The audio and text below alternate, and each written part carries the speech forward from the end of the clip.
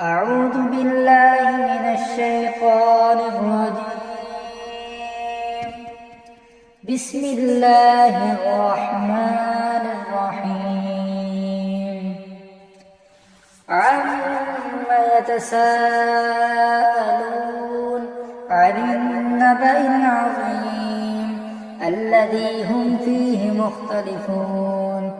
كلا سيعلمون ثم كلا سيعلمون ألم نجعل الأرض مهادا والجبال أوتادا وخلقناكم أزواجا وجعلنا نومكم سباتا وجعلنا الليل لباسا وجعلنا النهار معاشا وبنينا فوقكم سبعا شدادا وجعلنا سراجا وهاجا وأنزلنا من المعصرات ماء ثجاجا لنخرج به حبا ونباتا وجنات ألفافا إن يوم الفصل كان ميقاتا يوم ينفخ في الصور فتأتون أفواجا وفتحت السماء فكانت أبوابا وسيرت الجبال فكانت سرابا إن جهنم كانت مرصادا للطاغين مآبا لابثين فيها أحقابا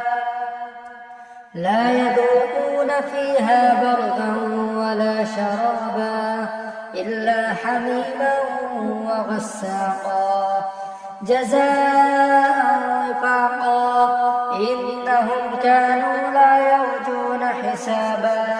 وكذبوا بآياتنا كذابا وكل شيء أحصيناه كتابا فذوقوا فلن نزيدكم إلا عذابا إن للمتقين مفازا حدائق وأعنابا كواعب ترابا وكأسا دهاقا لا يسمعون فيها لغوا ولا كذابا جزاء من ربك عطاء حسابا رب السماوات والأرض وما بينهما الرحمن لا يملكون منه خطابا يوم يقوم الروح والملائكة صفا لا يتكلمون إلا من أذن له الرحمن وقال صوابا ذلك اليوم الحق فمن شاء اتخذ إلى ربه مآبا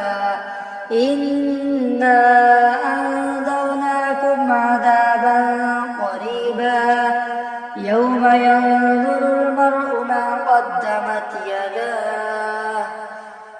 قدمت يداه ويقول الكافر يا ليتني كنت ترابا.